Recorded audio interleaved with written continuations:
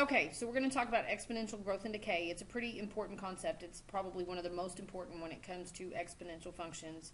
Exponential growth describes things that grow exponentially, like population or bacteria multiplying, those kinds of things, and then things that decay exponentially or get decreased in an exponential format, so very rapidly. There are formulas for exponential growth and a formula for exponential decay. They are very similar. You need to make sure that you are taking notes as we're going through this video today. Please, please, please show up with notes tomorrow proving that you saw this video and that you know what's in it so that I do not have to come up with an alternate assignment for you again tomorrow. So, exponential growth. Here is the function or the equation you're going to need to know for exponential growth. Here is how exponential growth is written. It's written as y equals a times 1 plus r to the t. Now I've got to tell you what all of this stuff stands for. A is the initial amount. So when you're looking at a problem and you are given a situation, A will be the original amount of whatever you were dealing with that you were given. R is the rate of growth.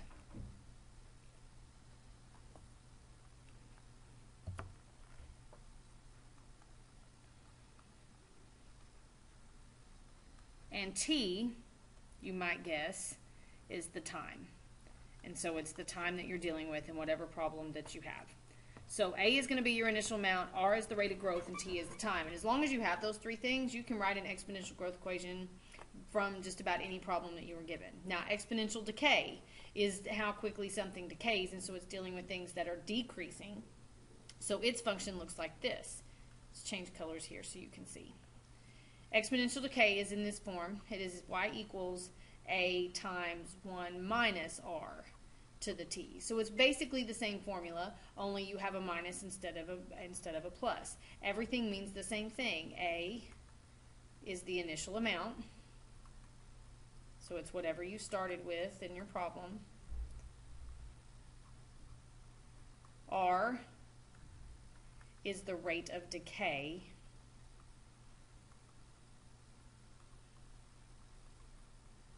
And T is the time. This is sort of like what y'all learned last year as 7th grade pre-AP students when you did the simple interest formula and you had the I equals PRT and you had to remember everything. You still have the R and the T, but now you have an A. But as long as you can remember these things, you can write a formula. So that's what we're going to be practicing today, is writing equations for exponential growth and exponential decay. So let's do an example. We're going to do exponential growth first. The population of a city is increasing at a rate of 4% each year.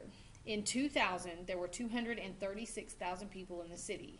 Write an exponential growth function to model this situation, then find the population in 2009.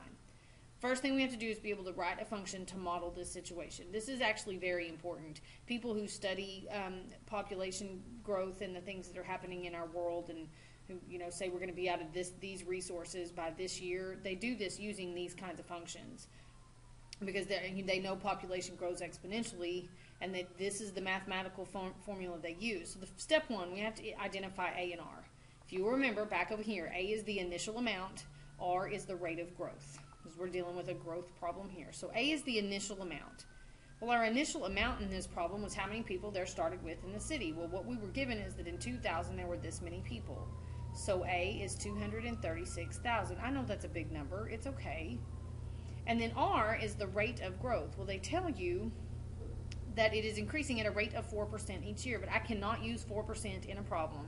I have to write it as a decimal, so you should all know that 4% as a decimal is 0.04. So now we're going to substitute for A and R into this function, the y equals A times 1 plus r to the t. We're going to substitute in the A and the R. So I'm going to have y equals, A is 236,000 times 1 plus r, which is 0.04, to the t. That's what the growth function looks like. That is the growth function that models this situation. Now they want you to substitute for t so that you can solve it. So I have y equals 236,000 times 1 plus 0.04. And now I got to substitute for t. Well, I'm going from 2000 to 2009. Well, that is a change of 9 years, so I'm going to substitute 9 for t. And then I'm going to grab my calculator. So I'm going to go over here to my calculator, and I'm going to type that in exactly as it is written, exactly what I just wrote down. So I have 236,000. Oops, too many zeros.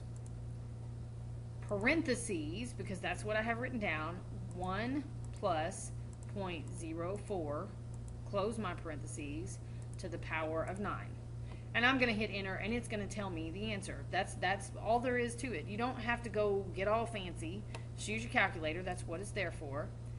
Now, this comes out as a decimal. You have 335,901 point blah, blah, blah. I can't have part of a person. We're talking about population. We're talking about number of people. So this needs to be a whole number. So I need to round this off to the nearest whole number so that it makes sense. And so what I end up with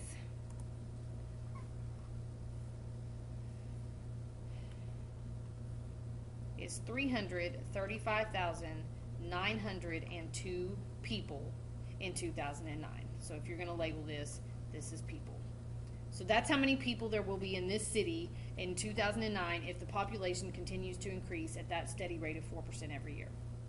That's exponential growth. Now, exponential decay. We're still going to deal with population.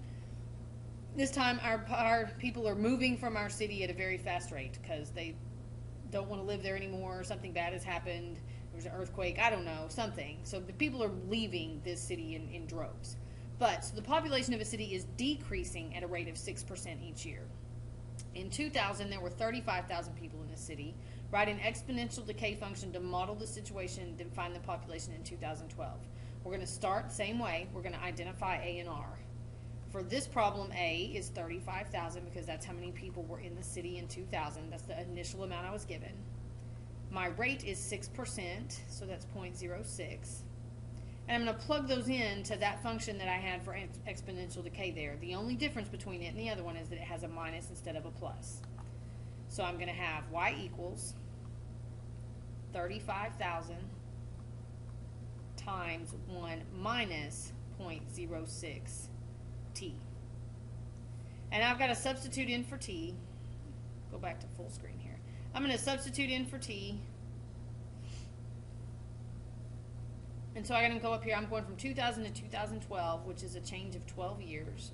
So I have the same function, 35,000 times 1 minus 0.06 to the 12th power. And I'm going to do the same thing. I'm going to go use my calculator. I'm going to plug that in, and I'm going to round to the nearest whole number because I'm still talking about people. I still have population. So after 12 years, if people are leaving the city at this rate, I would only have 16,657 people left in my city. So this one is exponential growth. It's when things are increasing at a specific rate. This one is decay, when you have things that are decreasing at a specific rate. And that's how you write the equation, and then that's how you use it. So let's do a couple more. The number of sport radio stations has increased at an average of 14.3% per year. If there were 220 sports radio stations in 1998, approximately how many should there be in 2013? Well, since this is increasing, I know that I have a growth function because my number of radio stations is going up. So I've got, first things first, let's go ahead and find out. I know it's going to be this function. Y equals A times 1 plus R to the T. So let's identify our variables. In this problem, A, the initial amount, was 220 stations in 1998. R is my rate of 14.3%, but I've got to make that a decimal, so I've got to scooch this over twice. So this becomes 0.143. And my time is how long has passed from 1998 to 2013. Well, if you count that up, that is 15 years. So my time is 15. I'm just going to plug these in. So my function is 220 times 1 plus 0.143 to the 15th power. And if I grab my calculator and I do this, I still got to round to the nearest whole number because I'm talking about radio stations, and you can't have half of a radio station. You just can't. It can be halfway built, I guess, but it's still a radio station. It's only halfway built. So we still have to round to the nearest whole number. Plug this into your calculator, and you will get that there were 1,633 sports radio stations in 2013. That's how many we can expect there to be. So the next one, an internet chat room. Who uses chat rooms anymore? But an internet chat room has 1,200 participants and is increasing at a rate of 2% per year. How many participants will there be in a chat room in 5 years? So again, we have a growth function because it says it's increasing. So it's this function again, a times 1 plus r to the t. So let's identify all our variables. A is my initial amount, which would be 1,200 participants. R would be my rate, which in this case is 2%. And t is my time. Well, it tells you right there, 5 years. So t is going to be 5. So I plug them in.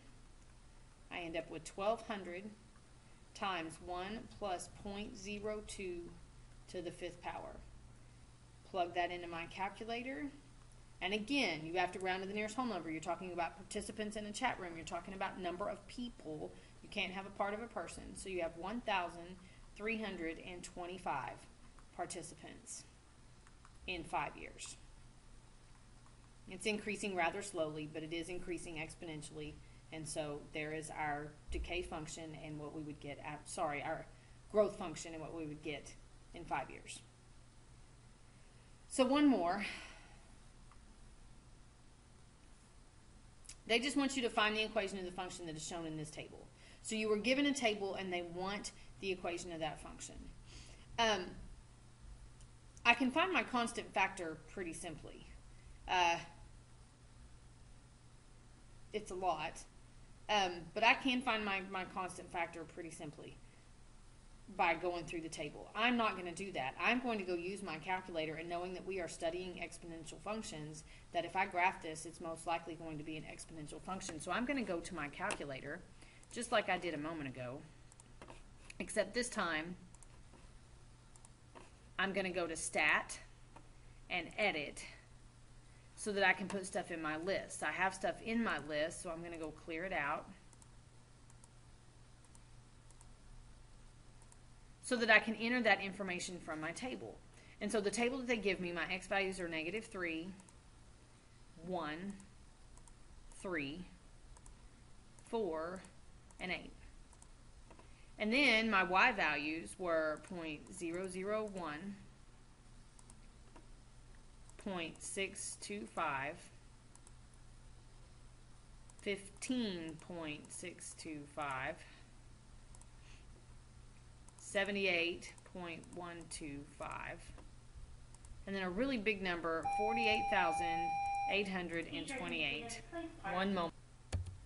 Apologize for that little interruption there with the announcement.